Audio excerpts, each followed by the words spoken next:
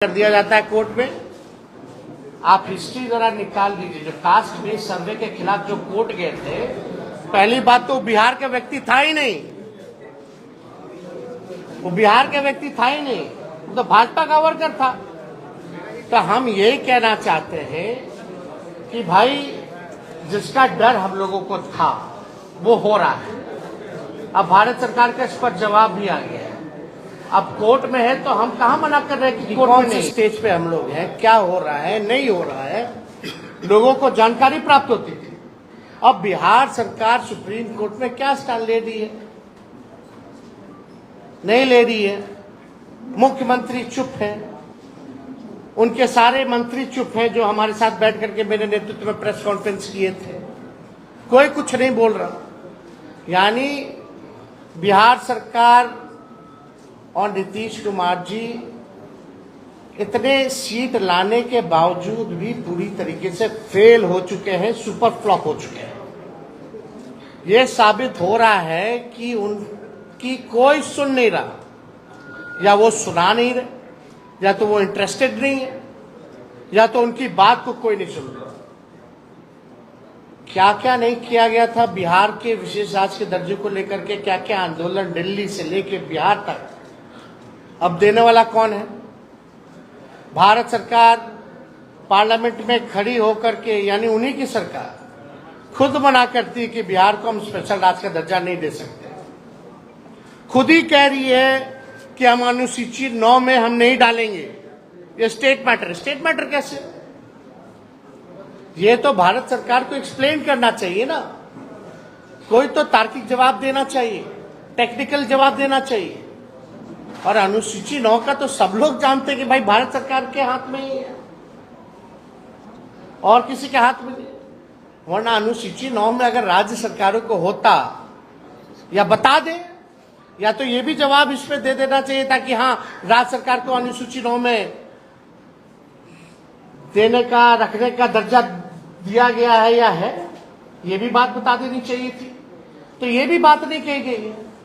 तो हमारा ये मानना है कि इस लड़ाई को लेकर के हम लोग आंदोलन तो करेंगे ही करेंगे सड़क पर, लेकिन कोर्ट में भी हम लोग पक्ष रखेंगे। और हम लोग केवल यही इंतजार कर रहे थे कि भारत सरकार का इसमें क्या जवाब होगा। अब यह स्पष्ट हो गया है, भारत सरकार ने मना कर दिया है, तो इसको लेकर के राष्ट्रीय जनता दल अगले सोमवार, सावन का महीना है, और हम लोग सोमवार तक हम लोग जो है अपना पिटीशन जो है सुप्रीम कोर्ट में हम लोग अर्जी राष्ट्रीय जनता दल द्वारा अपने पॉइंट्स को हम लोग रखेंगे। और बिहार सरकार को तो ये भी बताना चाहिए कि क्या आप प्रस्ताव जो दिए थे वो वापस ले लिए हैं कि नहीं लिए, या मुख्यमंत्री ने कोई चिट्ठी लिखी है नहीं लिखी है गृह मंत्री को अनुसूची 9 में डालने के लिए। और मान लीजिए अगर भारत सरकार मना किया तो जनता दल यूनाइटेड के लोगों का क्या प्रतिक्रिया है इस पे, ये भी स्पष्ट होना चाहिए। अगर भारत सरकार में भाजपा के बाद और कोई दूसरा तीसरा दल है मजबूत, तो वो जनता दल यूनाइटेड है, यानी एक अहम पार्टनर के रूप में है, निर्णायक भूमिका में है।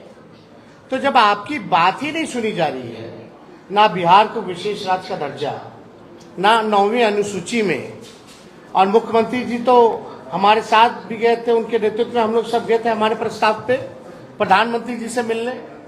उनकी तो मांग थी कि भाई जातीय गणना जो है पूरे देश में होनी चाहिए।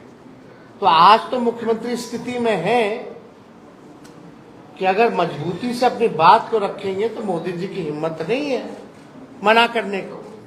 तो कम से कम क्या मुख्यमंत्री जाति आधारित गणना पूरे देश में चाहते हैं कि नहीं चाहते, ये बताना चाहिए।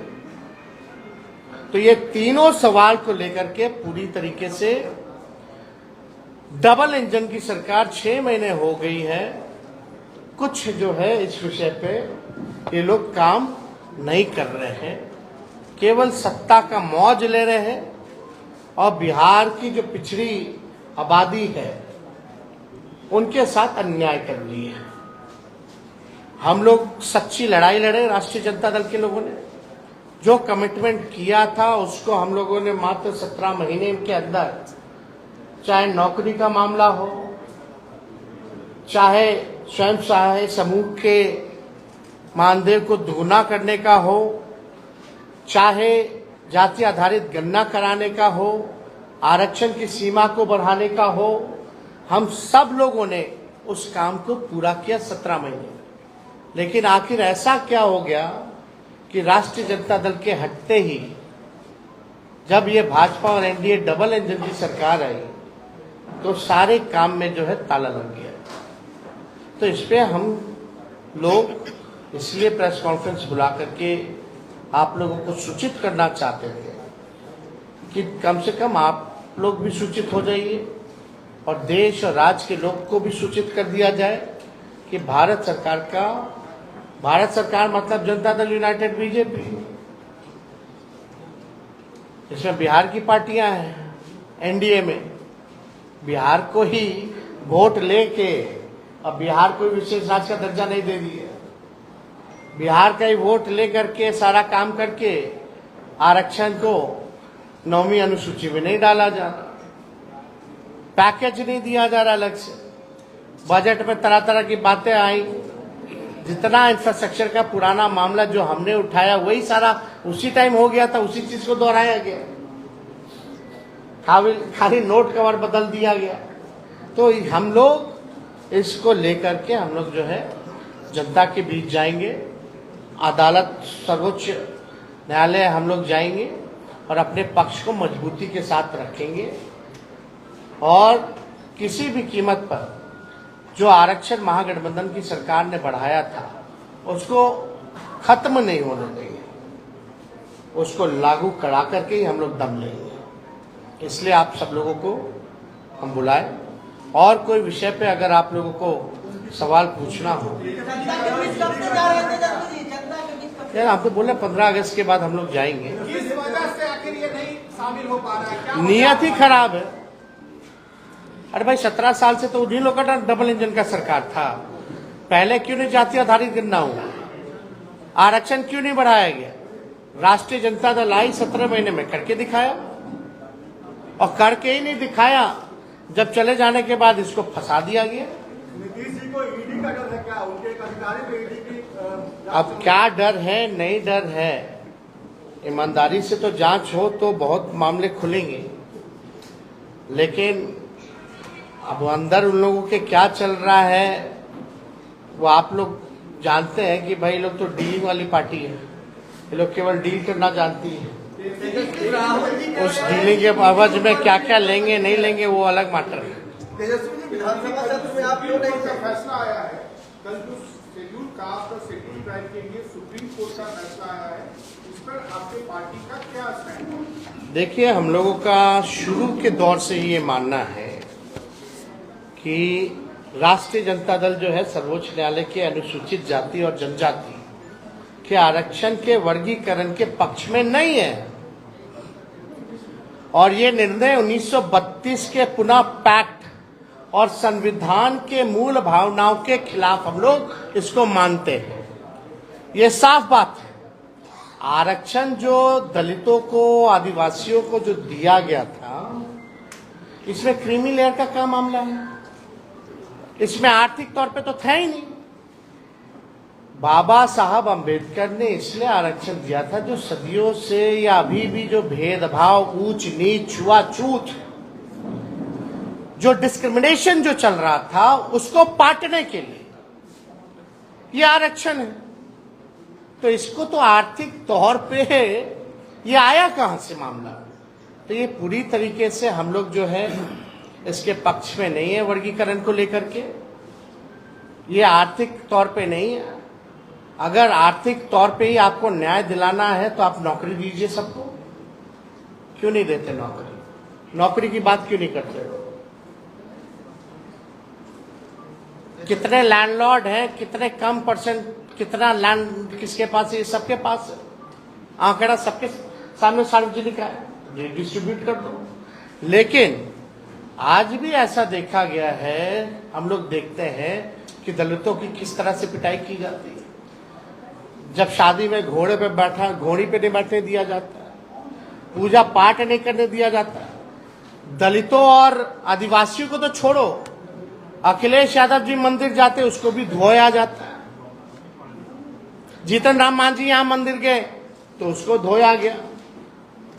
तो ये जो भेदभाव, ऊंच नीच, छुआछूत,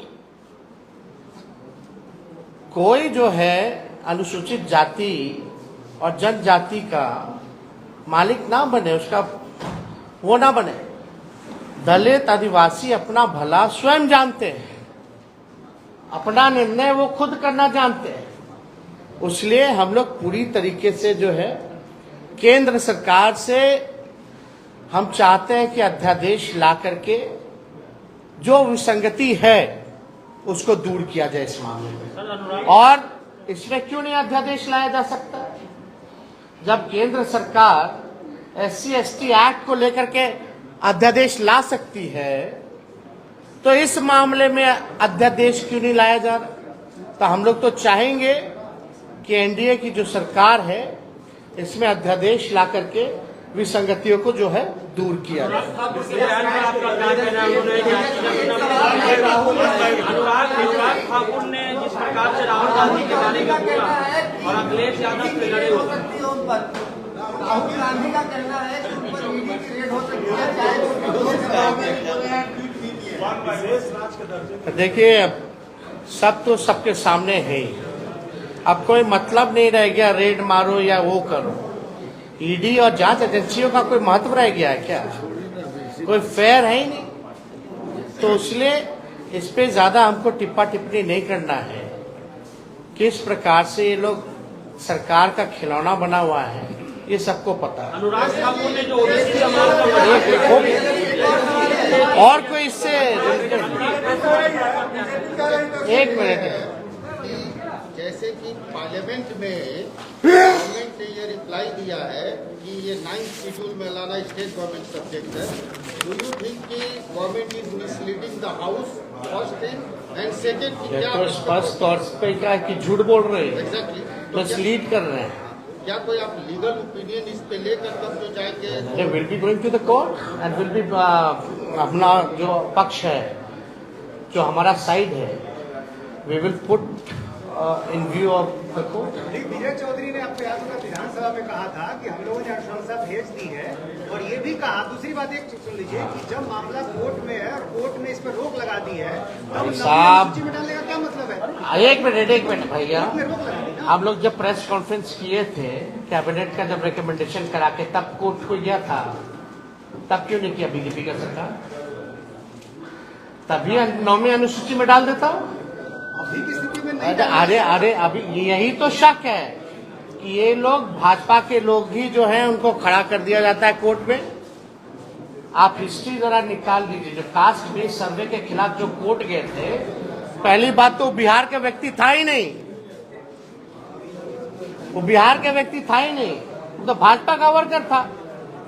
तो हम यही कहना चाहते हैं कि भाई जिसका डर हम लोगों को था वो हो रहा है। अब भारत सरकार का इस पर जवाब भी आ गया है।